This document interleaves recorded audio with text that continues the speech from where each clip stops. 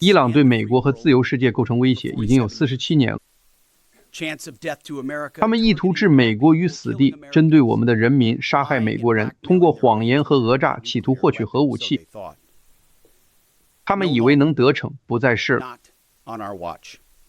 在我们任内绝不允许其他总统虚度光阴、拖延问题。川普总统创造了历史，从击毙卡西姆·苏莱曼尼的打击，到撕毁灾难性的奥巴马伊朗协议，到午夜铁锤行动中摧毁伊朗核设施的精准打击，再到我们刚刚在史诗怒火行动中取得的决定性军事胜利，没有其他总统展现出这位总司令的勇气和决心。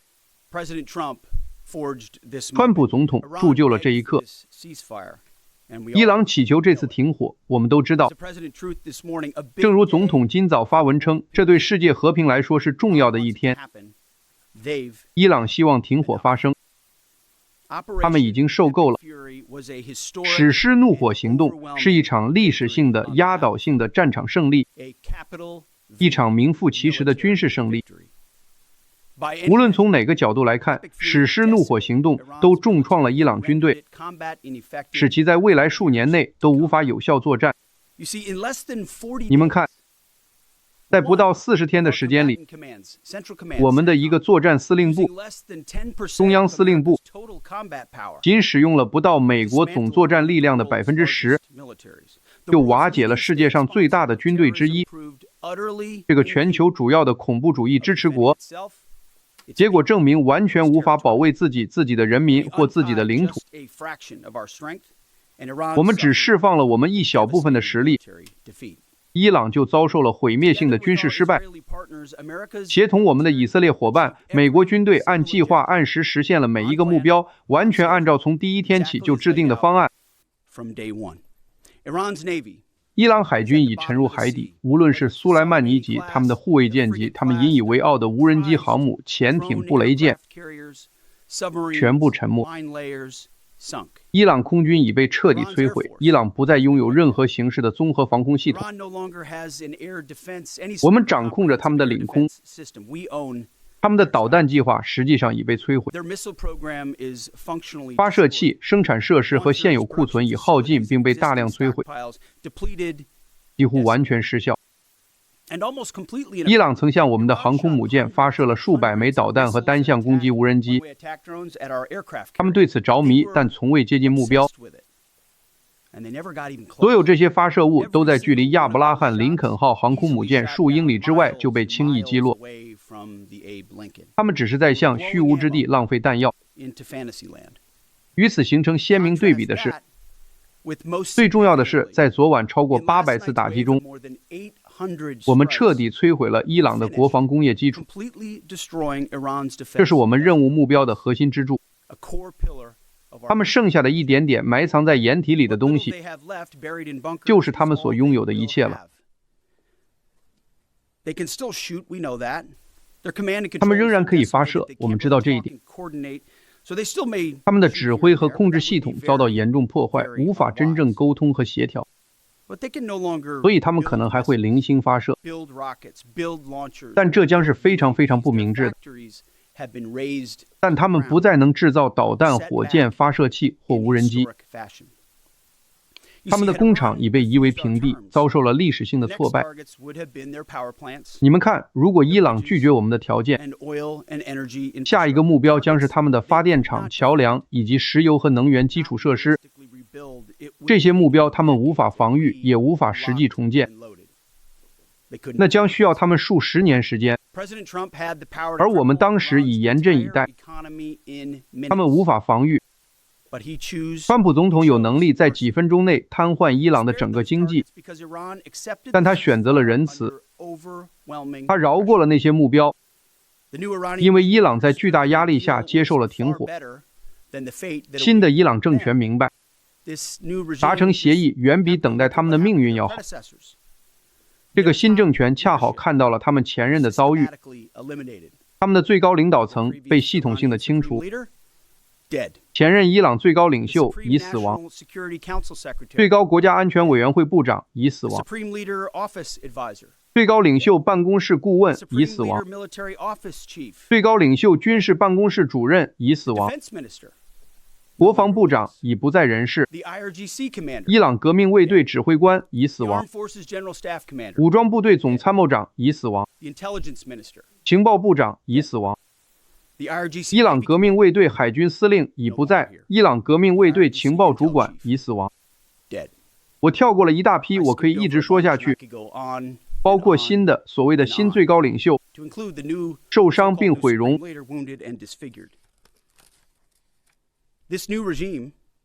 这个新政权别无选择，时间紧迫，所以他们达成了一项协议。他们知道这项协议意味着他们永远不会拥有核武器。根据条款，任何他们不应该拥有的核材料都将被移除。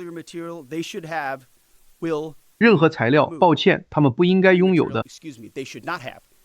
都将被移除。现在，他们的核材料被深埋地下，并受到全天候的空中监视。总统从一开始就明确表示不会有伊朗核武器。句号。到此为止，其他总统只是说说。川普总统做到了，实施怒火行动，不到6周，明确的任务，果断的行动，压倒性的火力，美国优先，一场历史性的战场胜利。几十年来，伊朗在伊拉克用路边炸弹杀害美国人，利用懦弱的代理人替他们干脏活，而他们自己则安全地躲在德黑兰。他们用汽车炸弹袭击我们的使馆，从暗处发动袭击，从不敢与我们正面交锋。他们以为可以逍遥法外地让美国流血。他们刚刚亲身体会到直接与我们对抗的后果。即使他们有一次侥幸，在40天里击落了2名我们的飞行员，他们也没能扣押他们。在一次大胆的14小时救援行动中，7小时白天，7小时夜晚，2名飞行员都安全获救，不止一次，而是2次。白天，我们深入他们国家内部，进行了一次雷霆突袭。地面部队参与。午夜，我们再次深入他们国家的内部，进行了一次突袭。地面部队参与。零美方伤亡。伊朗人蒙受耻辱，士气低落。我们掌控他们的命运，而不是反过来。这就是他们坐到谈判桌前的原因。伊朗的失败是美国对每一个因伊朗恐怖主义而逝去的美国人的报复，特别是那些被我这一代人非常熟悉的，在伊拉克被伊朗制造的路边炸弹杀害的英勇士兵，也是对他们政权给全世界造成的苦难的报复。现在我们有机会实现真正的和平和一份真正的协议。战争部目前已经尽到了自己的职责，我们随时准备在幕后确保伊朗遵守每一个合理的条款。众所周知，没有人能比川普总统达成更好的协议。致史诗怒火行动的勇士们，我要说，干得好！你们是我们国家的脊梁，你们的技能、你们的勇气以及纯粹的胆量和毅力，向世界展示了美国的真正面貌。我为你们骄傲，我们为你们骄傲，总统也为你们骄傲。任务完成得非常出色，但请保持警惕，随时待命。致我们阵亡将士的家属们，你们的牺牲是为了一个历史性的事业，我们将永远铭记你们的英雄，我们的英雄，我们将继续缅怀他们。还有致我们的以色列盟友，感谢你们在这场战役中成为一个勇敢、有能力且乐意的盟友。世界其他国家和我们那些所谓的盟友都看到了真正的能力是什么样子，他们应该好好学习一下。我们的军队，我们的美国勇士们理应获得今天的荣誉，但所有的荣耀都归于上帝。数万架次的飞行、空中加油和打击行动都在神圣天意的庇佑下进行，这是一项巨大的努力，得到了奇迹般的保护。44号好汉布拉沃替我们所有人说出了心声，上帝是仁慈的。参谋长联席会议主席现在将就史诗怒火行动的历史性成功提供更深入的军事细节。主席先生，谢谢你，部长先生。各位女士们、先生们，早上好！感谢各位的到来。今天早上，我想首先向在这场行动中迄今为止阵亡的13名美国联合部队成员致敬。他们的牺牲以及他们家人的牺牲，对我们来说至关重要。我们对他们每个人都心怀感激，并将继续哀悼他们的逝去。他们的名字和他们的英勇事迹将永垂不朽。在2月28日，美国总统命令联合部队执行史诗怒火行动，其直接指示实现3个明确的军事目标：摧毁伊朗的弹道导弹和无人机能力，摧毁伊朗海军，以及摧毁他们的国防工业基础，以确保伊朗无法重建向其境外投射力量的能力。在38天的大规模作战行动中，联合部队实现了总统设定的军事目标。我们欢迎正在进行的停火。正如部长所说，我们希望伊朗选择持久的和平。但正如赫格塞斯部长所说，让我们明确一点。停火只是暂停，如果接到命令或被要求，联合部队随时准备以我们在过去38天里展示的同样的速度和精确度恢复作战行动。我们希望这种情况不会发生。我想祝贺并感谢今天美国中央司令部的领导层，包括司令布拉德·库珀海军上将、副司令凯文·莱西中将、高级士官长康普顿舰队总军事长，以及每一位下属部队的指挥官、高级士官长，特别是美国中央司令部的全体工作人员。他们虽然没有被点名表扬，但却日以继夜的工作，帮助我们为部长和总统提供各种方案。我还要特别提到由亚历克西斯·格林科维奇指挥的美国欧洲司令部部队，他们在支持中央司令部的行动中保护了蜥蜴。我要感谢我们情报界的合作伙伴，我们能够看清并理解敌人正在做什么，这帮助我们在战场上做出必要的果断决策。这其中包括国防情报局、国家安全局、国家地理空间情报局、中央情报局和国家侦察办公室等等。我要感谢其他作战司令部，他们迄今为止一直为美国中央司令部提供支持。这包括运输司令部、战略司令部、太空司令部、各种作战司令部和网络司令部，他们都全力支持了中央司令部的行动。我还要像部长一样感谢我们的海湾合作伙伴，他们每天都与我们并肩作战。从沙特阿拉伯王国、阿联酋、巴林、卡塔尔、科威特和约旦，所有这些国家都与我们一道，共同保卫和保护我们的人民和资产，并且在需要时，他们随时准备再次这样做。我还要感谢联合参谋部我的团队，他们日以继夜的工作，帮助我向部长和总统提供我必须提出的方案以及相关的风险。他们是我认识的最勤奋的人，我深深感谢他们的付出。今天最重要的是，我要感谢美国联合部队的成员，他们为史诗怒火行动倾尽所有，以及他们的家人。他们为此连续38天，每天24小时的工作。部长和我为你们每一个人感到无比自豪。我们深深感谢美国人民的支持，我们知道他们始终在思念和祈祷中记挂着我们。我们每天都能真切地感受到这一点。正如部长所说，美国已经摧毁了该政权在未来多年内伤害美国人及我们利益的能力。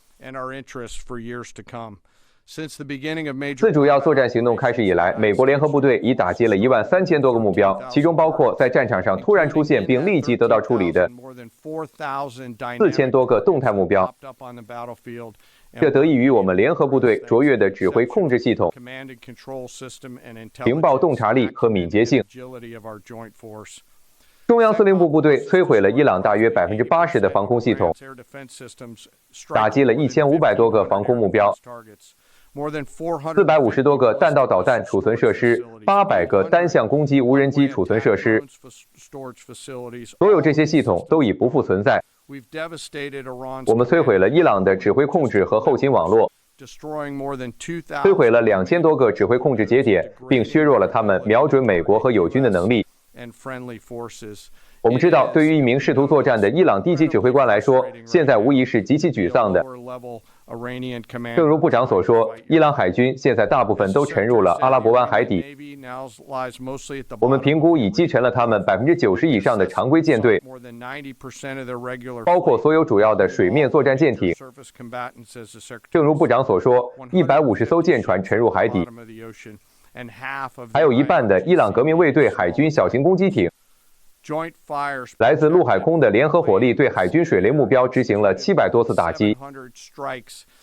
我们评估已摧毁了他们95%以上的水雷。也许最重要的是，我们摧毁了伊朗的国防工业基础，使其在未来多年内无法重建这些能力。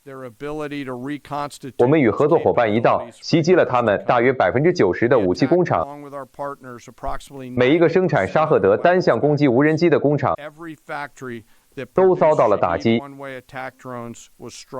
每一个生产用于这些无人机的制导系统的工厂都遭到了打击。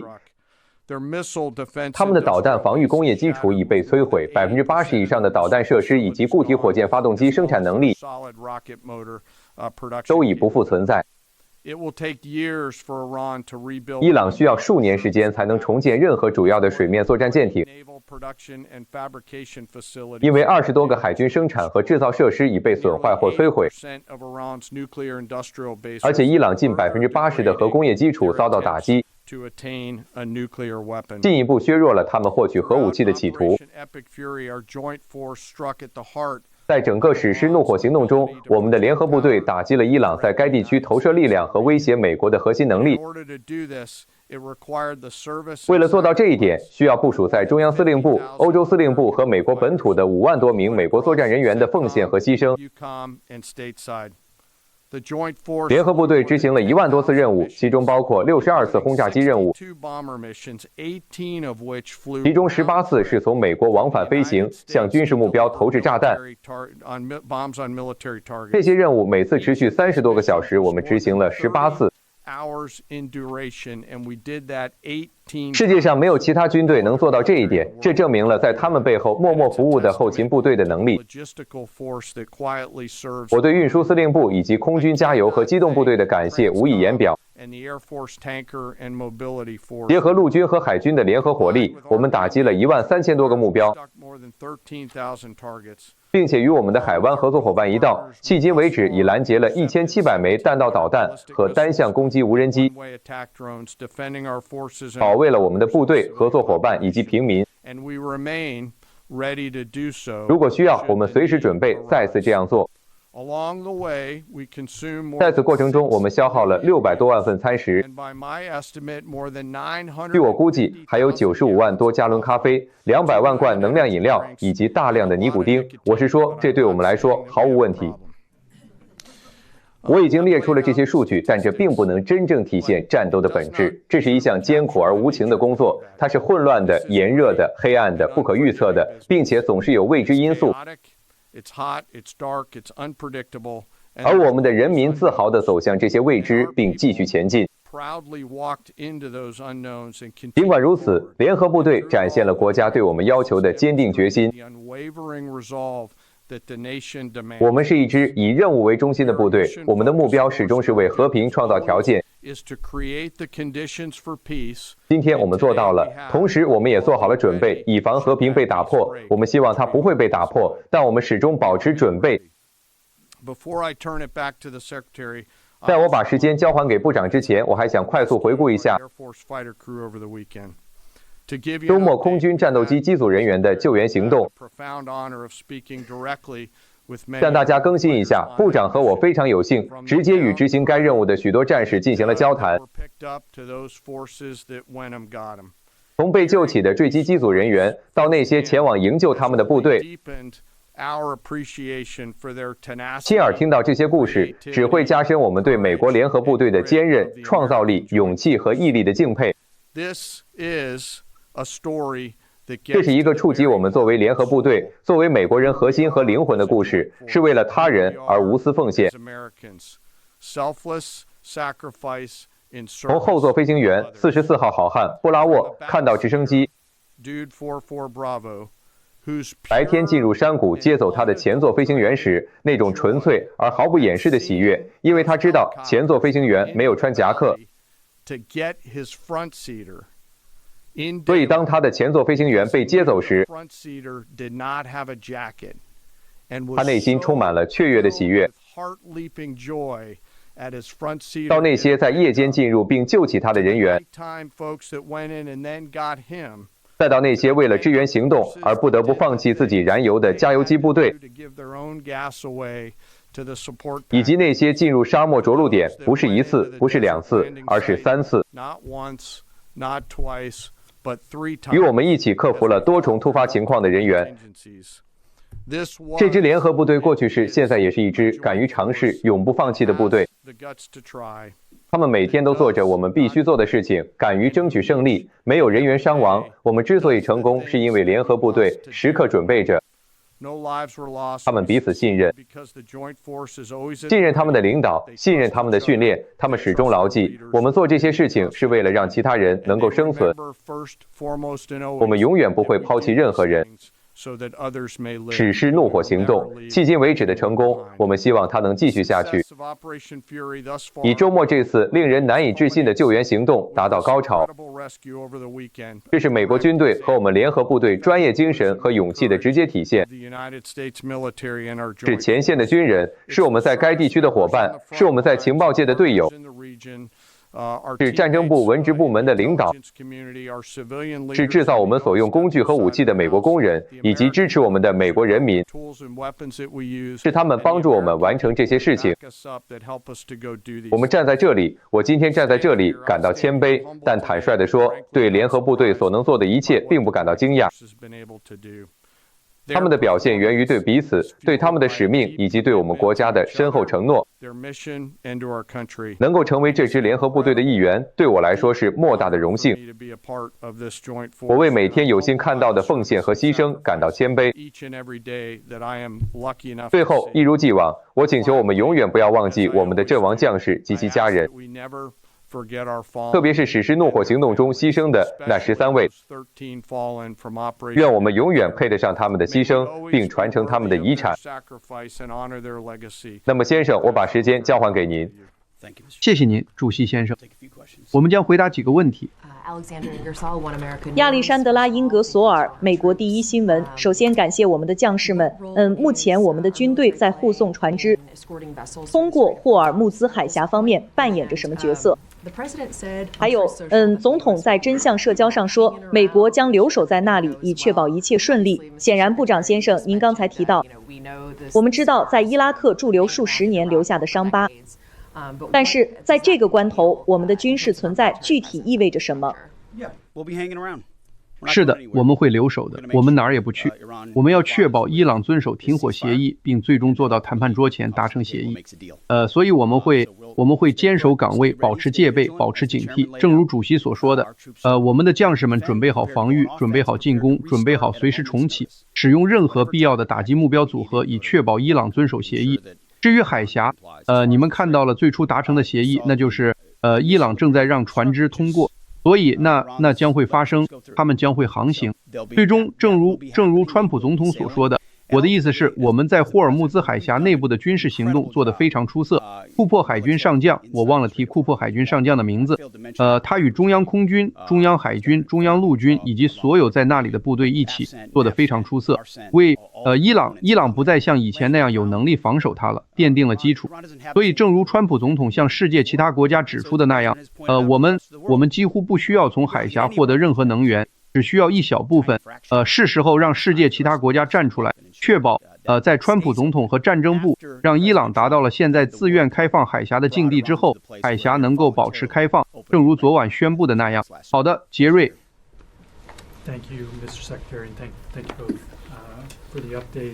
谢谢您，部长先生，也谢谢你们两位提供的最新情况。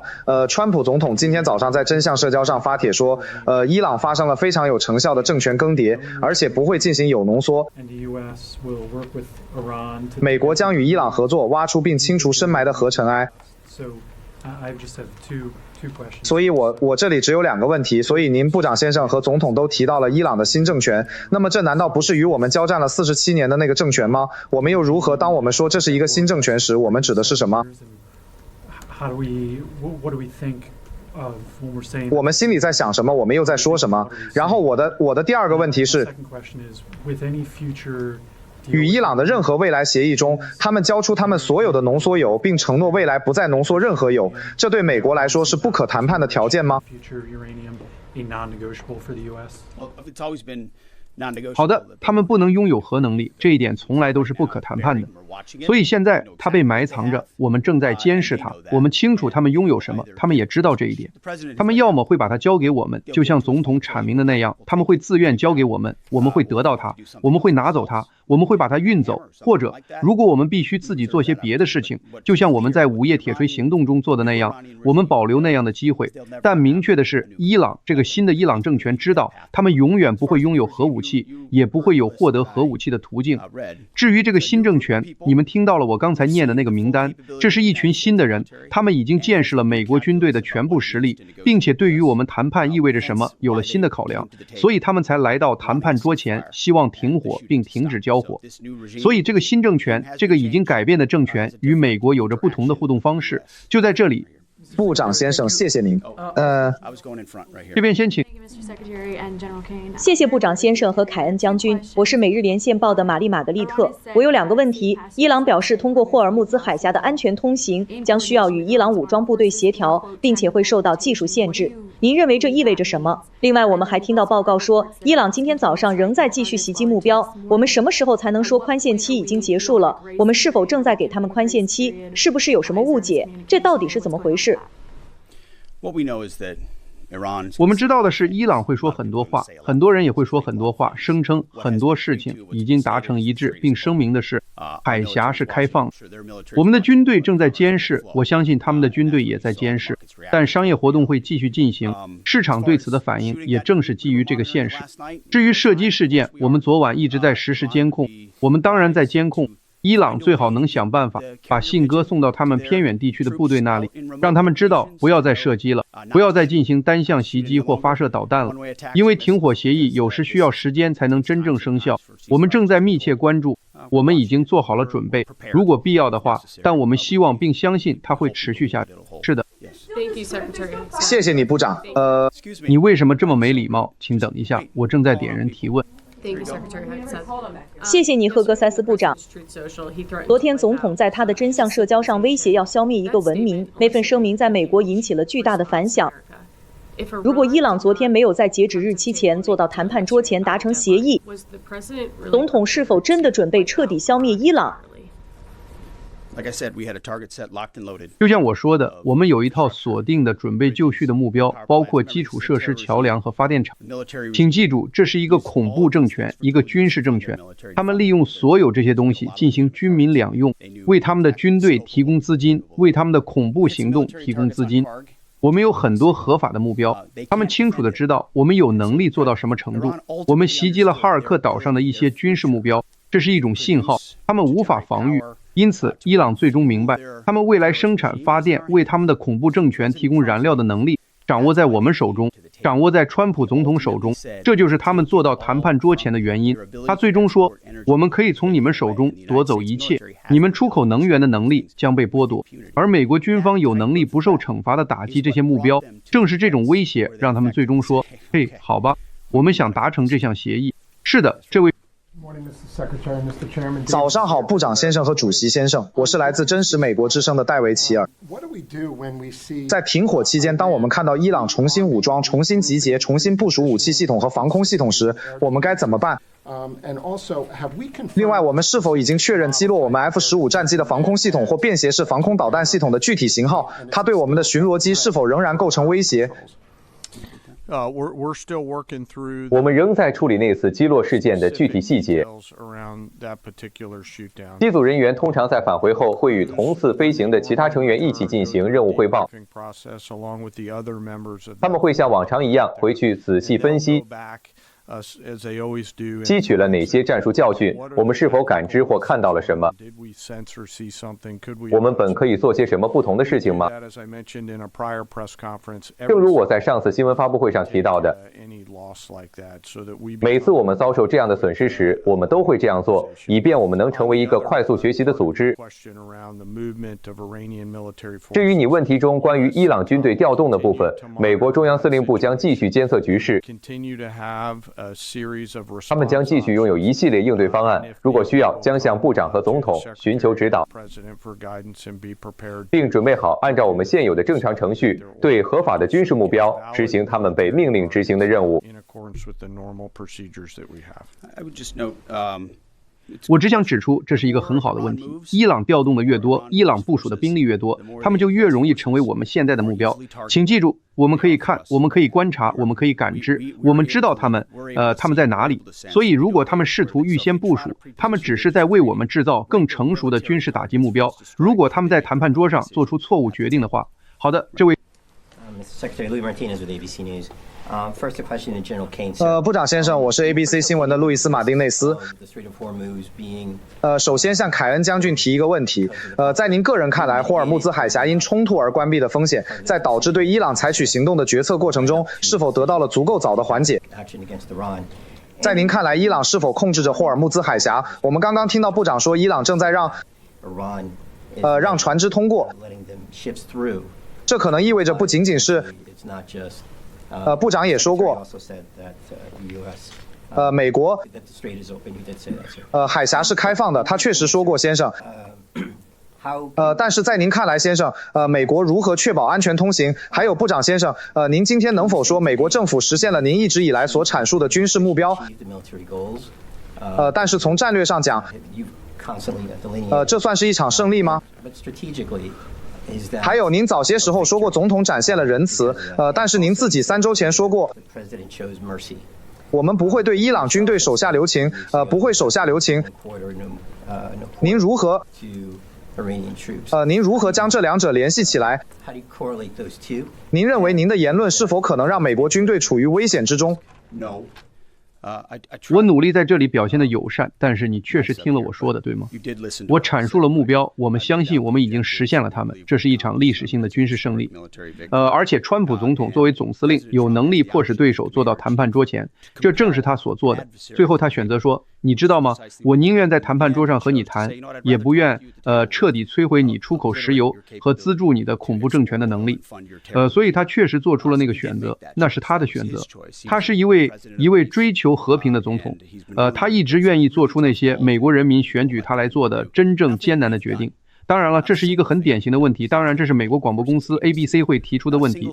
注意，我们所做的任何事情都没有让美国军队陷入更大的危险之中，我们只是让我们的军队去损害伊朗的军事能力，他们以毁灭性的方式做到了这一点，并取得了巨大的成功。主席先生，您刚才提问的一部分，那个问题里包含了很多内容。我希望能私下里回答这个问题，但我很难准确地搞清你问的到底是什么。这可能是我自己的问题，不是你的问题。很抱歉，主席先生，抱歉，那是一个伪装成问题的指控，所以您没听懂，情有可原，请继续。我能重说一下吗？你已经有过机会了。下一位。霍尔木兹海峡现在是开放的吗？谢谢。基于外交谈判，我相信是开放的。很高兴见到您，拉希姆·拉希迪来自库尔德斯坦。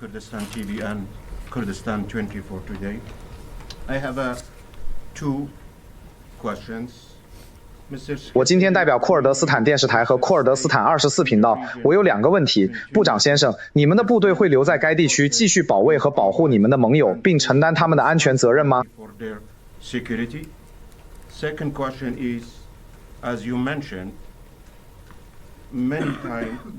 第2个问题是，正如您提过多次，你们完全控制了伊朗领空，你们现在是否仍然拥有这种控制权？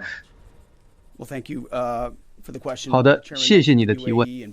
主席提到了阿联酋、巴林、卡塔尔、沙特阿拉伯、科威特，他们一直与我们并肩作战，尤其是在保卫我们的设施、我们的人民以及他们自己的设施方面，我们对此表示感谢。所以这种协调当然会继续下去。